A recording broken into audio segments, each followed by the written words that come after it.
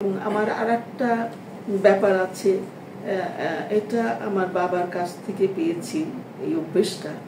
সেটা হলো আমি যখন ছোট, আমার বয়স তখন ৫-৬ বছর বয়স, তখন থেকে আমার বাবার খুব গাছ প্রিয় ছিলেন। উনি খুব বাগান করতে পছন্দ করতেন। তো সেটা আমার বাবার কাছ থেকে আমি পেয়েছি। এবং আমার সকালে ঘুম থেকে উঠে প্রধান কাজ হচ্ছে সব গাছগুলোকে পরিচর্যা করা, পানি দেওয়া, গাছ কি করে, কোথায় কি করব। এবং প্রতি বছর আমি কিন্তু বইমেলায় যাই। প্রতি বছর কিন্তু আমি বইমেলায় যে বই কিনি, আমি কিন্তু বৃক্ষ মেলায় যাই এবং বৃক্ষ আমি গাছ কিনি। আমি গাছ পাগল, আমি প্রকৃতিকে ভীষণ ভালোবাসি, ভীষণ। মানে এটা হয়তো বললে আপনারা কিভাবে নেবেন জানি না, আমি ভীষণ ভালোবাসি প্রকৃতির কাছে। আমি হারিয়ে যেতে চাই, আমি চলে যেতে চাই। আমার ভালো লাগে, আমার যখন ভালো লাগে না তখন আমি প্রকৃতির কাছে ছুটে যাই। কোথাও এমন কোথাও যাই যেখানে পাখি, যেখানে খোলা আকাশ, যেখানে নদী, যেখানে সমুদ্র, যেখানে পানি, যেখানে বাতাস, যেখানে গাছ, যেখানে ফুল, সব আমাকে ভুলিয়ে দেয়।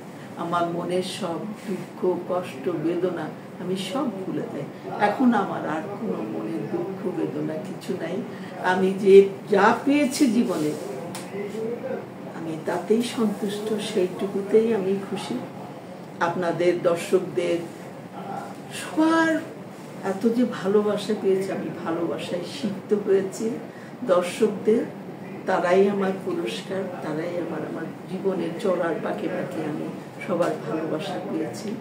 আর মৃত্যু পর্যন্ত আমি এটাই বলতে চাই যে আমি এই ভালোবাসা নিয়ে এইভাবে যেন আমি পৃথিবী থেকে চির বিদায় নিই। এই আমার একটু জানার প্রয়োজন ছিল। আমি একটু জানতে চাই যে যেমন একটা সিনেমার অনেকগুলো অংশ মিলে একটা সিনেমা তৈরি, এক্স্যাক্টলি আপনার এখন যে বয়স, এই বয়সে আপনার কাছে চলচ্চিত্রের কোনো প্রস্তাব যায় কিনা, বা চলচ্চিত্রে অভিনয়ের জন্য কোনো প্রস্তাব আপনাকে দেওয়া হবে? না, প্রস্তাব দিয়েছে, অনেকেই আমাকে প্রস্তাব দিয়েছিলেন, অনেক পরিচালক। কিন্তু আসলে সত্যি কথা বলতে কি জানেন, যে একটু আমি বিশেষ করে আমার কথা বলছি, যে আমি একটু যেসব মানুষদের সংস্পর্শে থেকে কাজ করেছি, যেসব চলচ্চিত্র, সেই সব চলচ্চিত্রগুলো, সেই সব কাহিনী কিন্তু এখন নাই। এখন সেই ধরনের ছবি তৈরি হয় না।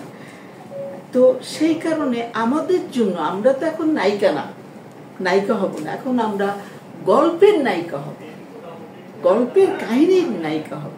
সেই কাহিনী এখন তৈরি হয় না, যার কারণে আমি অভিনয় সেরকম গল্প বা চরিত্র আমাদের জন্য তৈরি করা হয় না।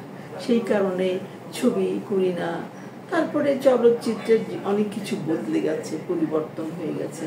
এখন নতুন প্রজন্ম, তবে নতুন প্রজন্মের জন্য আমি বলতে চাই, এরা খুব ভালো শিল্পী, সাংঘাতিক। এদেরকে ভালোভাবে কাজে লাগালে এরা খুব ভালো করবে, ভালো অভিনয় করবে। এদের কাছেই তো আমাদের এই প্রজন্ম, আগামী প্রজন্মই তো আমাদের ভবিষ্যৎ, আমাদের চলচ্চিত্রের ভবিষ্যৎ।